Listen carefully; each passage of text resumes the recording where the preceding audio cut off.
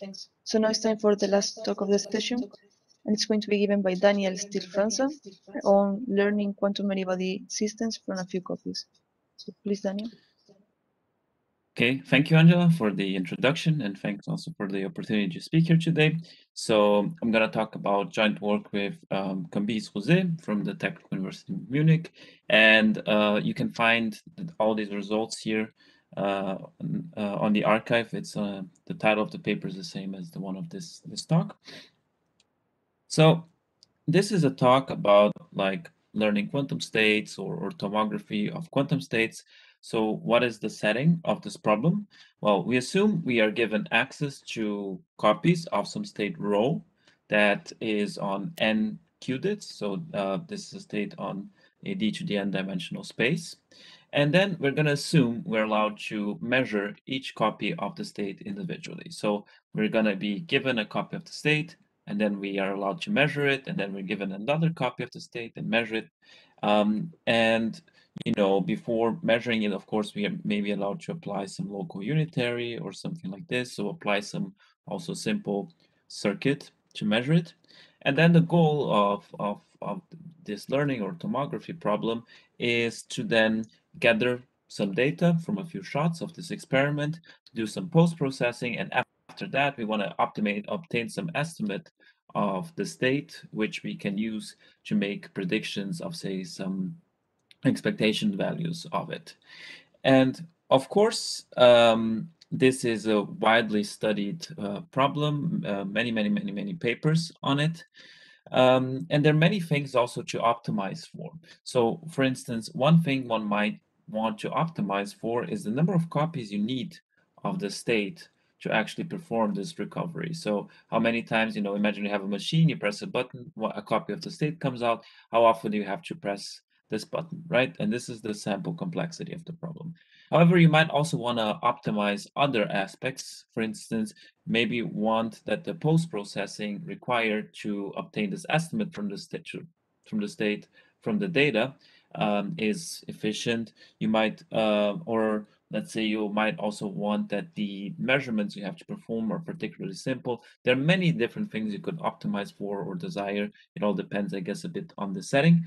But in this talk, I will mostly focus on optimizing the number of copies of the state. Okay, so this will be the main thing we are interested in.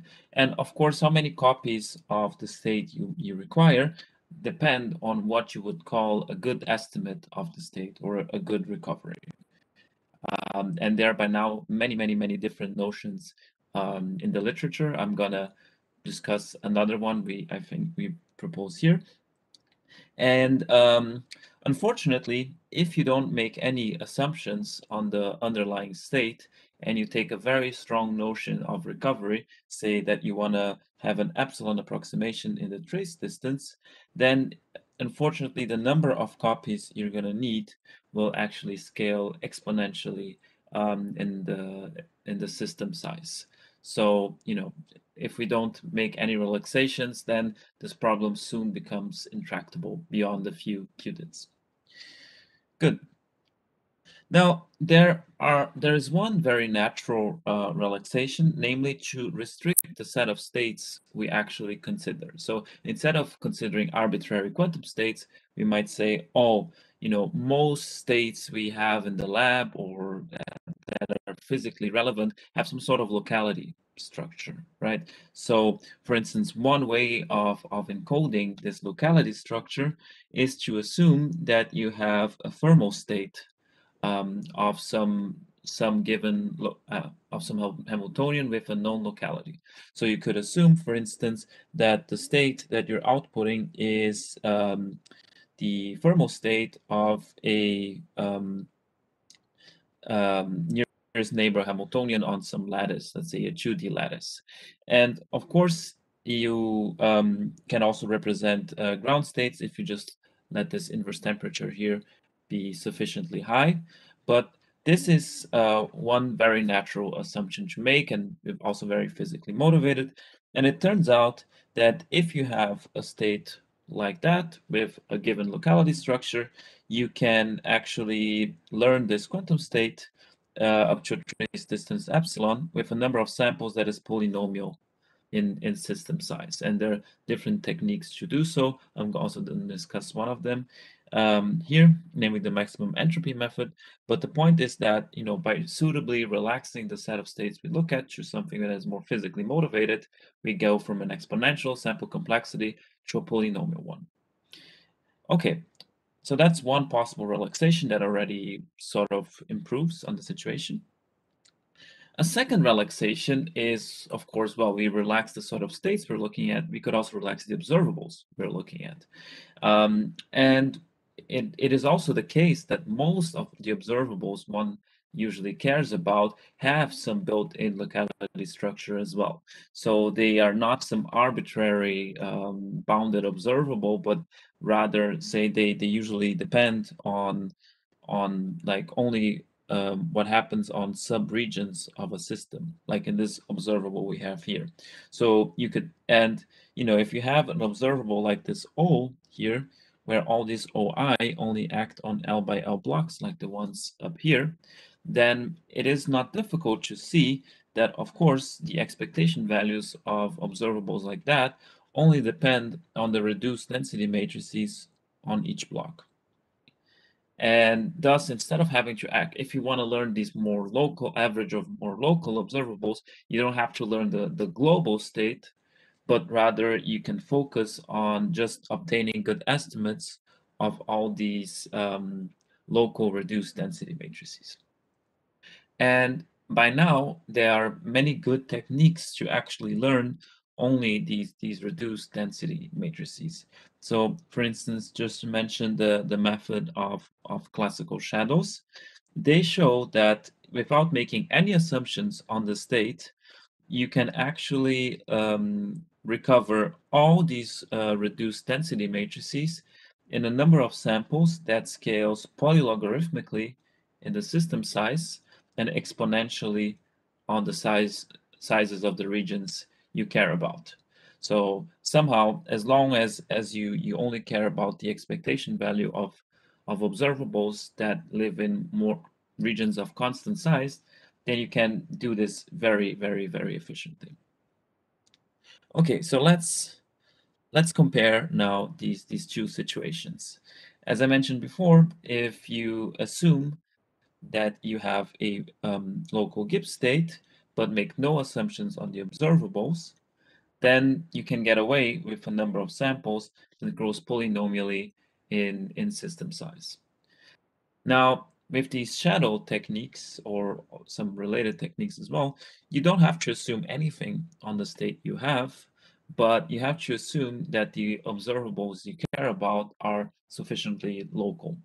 And with that, you get a sample complexity that scales polylogarithmically in system size and exponentially in the locality of these observables you care about. And of course, a very natural question to ask is it possible to get the best of the two worlds? Namely, if I make some assumption on the states and on the observables, can I get an improved sample complexity in the sense that it is polynomial in the locality of the observables I care about instead of exponential like up here, and also polylogarithmic in system size like here instead of polynomial. And we in this work we show how to do this for by imposing another assumption on these local Gibbs states, namely that they satisfy a so-called transportation cost inequality. And I should also mention at this stage that these protocols, they really have these scalings. For instance, for these shadows protocols, if you really want to, even for product states, so even if you are looking at the simplest possible states, you can actually show that you need an exponential in locality number of samples. So even for this more restricted set of states we're going to look at, it is actually the case that we improve on what was previously known. Okay, so yeah, so in order to formalize how we achieve this, I of course need to tell you what these transportation cost inequalities are, although they were featured in the talk yesterday by Cambyse as well. And to go there, we need to talk about Lipschitz observables. And of course, the nice thing of this method will then be to show that we get an exponential improvement over these classical shadows in the locality, and then an exponential improvement in terms of the system size for these many-body methods. Okay, so let me tell you first what the Lipschitz constant of an observable is. So there are many different definitions in the literature by now. Here we're going to use one introduced by De Palma and co-authors last year. And essentially it's defined like this. So you take two states, rho and sigma, and they have the property that whenever you trace out one side, they are the same. And then you look at by how much the expectation value of this observable all can change whenever we trace out one side. Okay, and I'm just gonna divide it by square root of n over here because we use a different normalization than De Palma. But the intuition, or my intuition of it, is that this quantity quantifies how local this observable all is to local perturbations. And as we're gonna see in a bit more detail in a few seconds. And the philosophy of the work I'm going to present now is that if you look at physically relevant observables that are extensive, then they are going to be Lipschitz. So so somehow physically relevant observables are well captured by this definition. So let's exemplify it. So here on the upper right, you still have the definition. And again, you have this observable, which is just the sum over local blocks, right? Like right here. So let's look at how the Lipschitz and the operator norm of these observable scales. So the size of the system is n, right? And we have so the operator norm, and so we have a total of order like n over L squared numbers of such patches. And in that case, the operator norm in principle can scale like n over L squared. However, if we look at the Lipschitz constant, then this will be significantly smaller, because in principle, if we look at states that are the same when we trace out one side, then only one of these blocks can actually see the difference of these states, right? So and because of that, only this block, let's say we look without loss of generality at states that do not coincide on this side. Then this means that this is only by like only this local guy here can actually change the expectation value. So this will be smaller than the change of the operator norm in general. Okay, and so it's easy to see that if you have these, let's say, averages over local observables, then this will have a very small Lipschitz constant. But these are not the only observables that have a small Lipschitz constant. So, for instance, De Palma already showed this in discrete time. We then, showed the not too difficult extension to continuous time of the following statement, that if you have some sort of local time evolution, so let's say you apply a quantum circuit or some short time time evolution to your system, unitary time evolution, then this Lipschitz constant cannot grow a lot.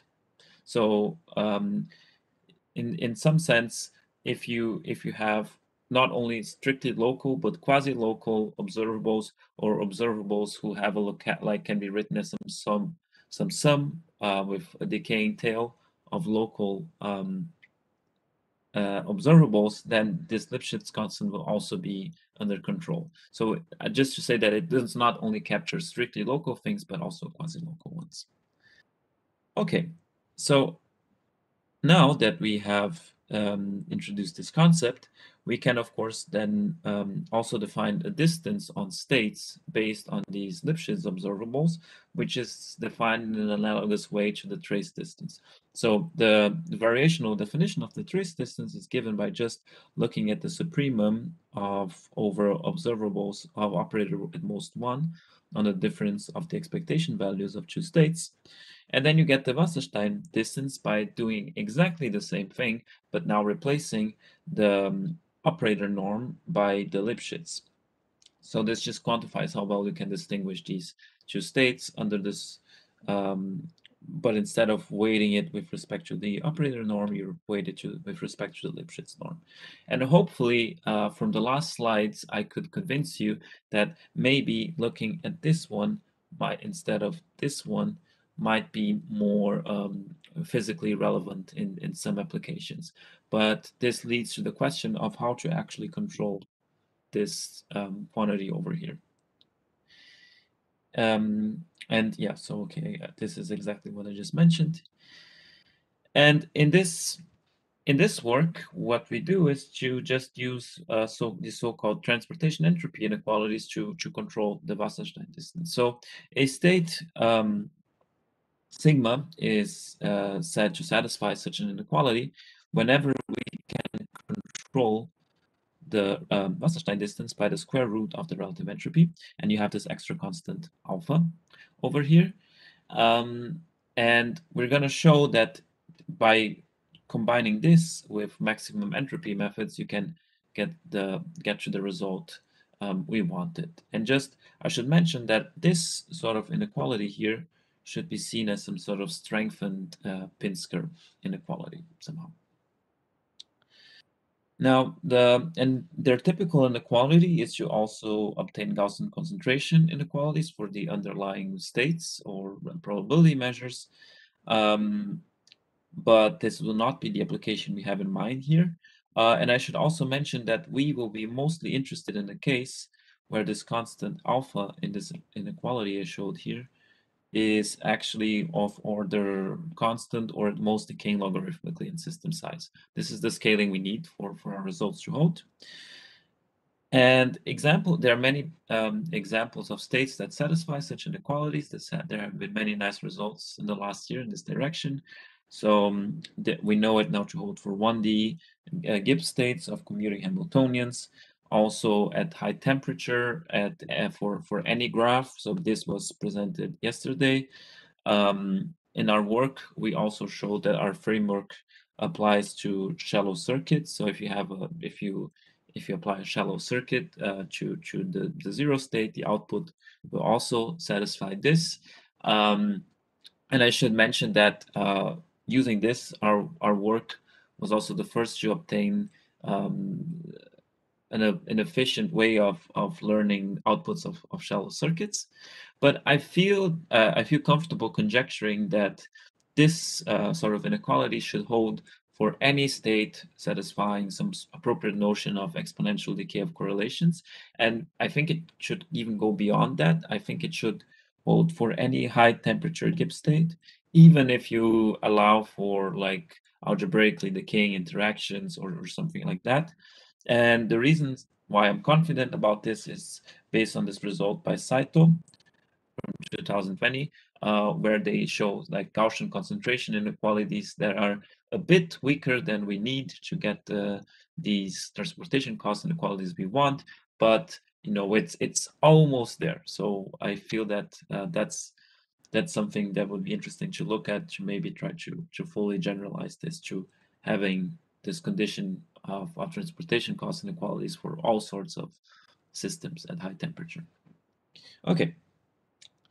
Now, as I mentioned before, we will mostly be interested in the setting where we know that the state we're interested in learning is actually well approximated by some Gibbs state. So let me just remind you of that. And in particular, we know what these operators EI are. Okay, so these could be, for instance, all the Pauli operators on nearest neighbors on some lattice or something like that. So we know the interaction structure, we assume that's given.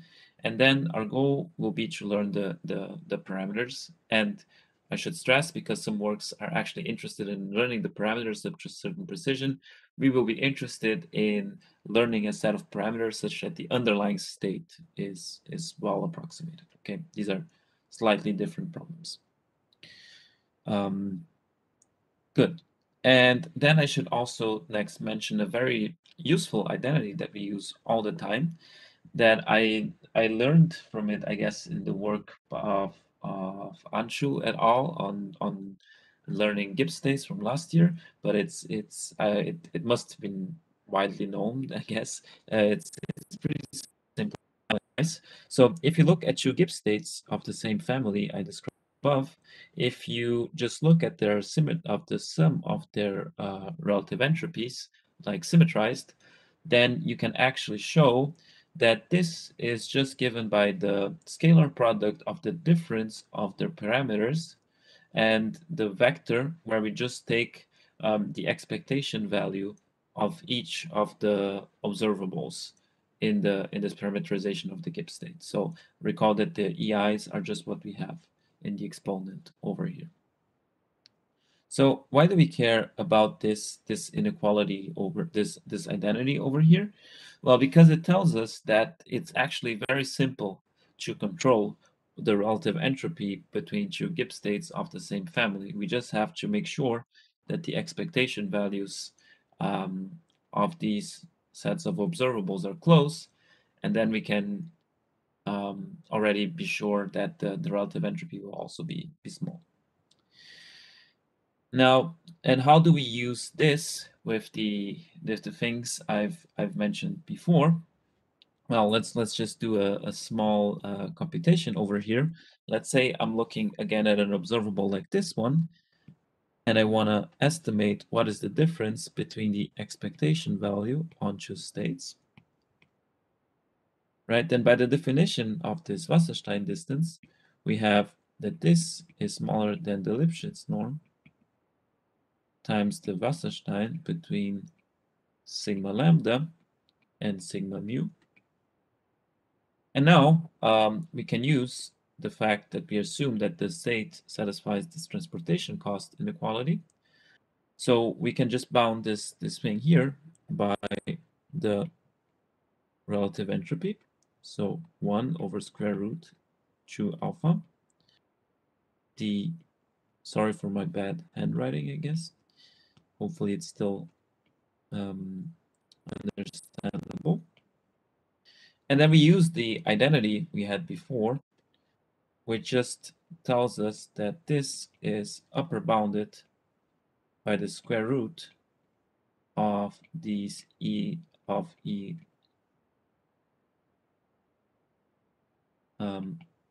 where again these are just the expectation values of the underlying observables. So in particular, if all the expectation values between the target state and a guess of the state are epsilon, you can bound this thing by something which will scale like O of epsilon square root of n O Lipschitz. And as the Lipschitz constant of this observable is order square root of n, this will constitute a relative error for the expectation value of this observable. So we see somehow that as long as we can make sure that only we approximate each local expectation value by an error epsilon, this will be sufficient to get a global error, relative error of epsilon. So there is no system size dependency on the precision we require for each expectation value. And there is a standard way of reaching what I just mentioned, which is just solving the maximum entropy problem. So how does the maximum entropy problem work? We just take we measure the expectation values of these EIs for the state we care about, and then we get this vector of estimates EI lambda, and then we know that the state will actually be the solution to this convex optimization problem. So this gives us a standard way of recovering the state we care about given these expectation values. And as I mentioned before, all we care about is actually having approximating all of these guys up to some error epsilon. And one can then show that indeed, as long as I run this convex optimization problem here with data that satisfies that it approximates the true expectation value up to epsilon, the estimate I obtain will also be up to epsilon close to the true value, which means that this delivers exactly what we need for our purposes. So as long, this was all just to say that as long as we can estimate these local expectation values up to epsilon, then we can find the state that also a global state that it also approximates all of them, which is sufficient to then apply the transportation entropy inequality I mentioned before. And then we use these recent shadow methods I mentioned before to actually learn all of the expectation values of all of these EIs with a very small number of samples. But in principle, you could use any other method that just gives you an approximation of the expectation value of these guys after some error. And the nice thing is that you can do this with a number of samples that is very small. So M here is the number of different EIs. And for instance, if this is a local Gibbs state on a lattice, then the number of different of interaction terms will be for linear in the system size, right? Because at each vertex you have a constant number of interactions. So this means that really you can learn all of these EIs up to a with if assuming k is constant in the number of samples that scales logarithmically in system size. And this is how we obtain our main result. And just to finish, I think there's still some open questions here. This maximum entropy principle, of course, is nice and gives us what we want, but at the same time, it can be a bit annoying to solve it. And in some regimes where we know to have this transportation cost inequality, say, for instance, for the output of shallow circuits, we don't know how to also solve this maximum entropy principle efficiently. So it would be nice to bypass the need to use it. As I mentioned before, like especially in the scenario of learning the outputs of the output of a shallow circuit, this would be particularly nice. This problem I mentioned before of the transportation cost for any high temperature Gibbs state, and also we would be very happy to obtain the same transportation cost inequalities to 1D ground states, which would then allow us to also apply our results to matrix product states. Oh, I mean, and here, of course, I mean gapped. Okay. And with that, I'd like to thank you for your attention and be happy to take any questions.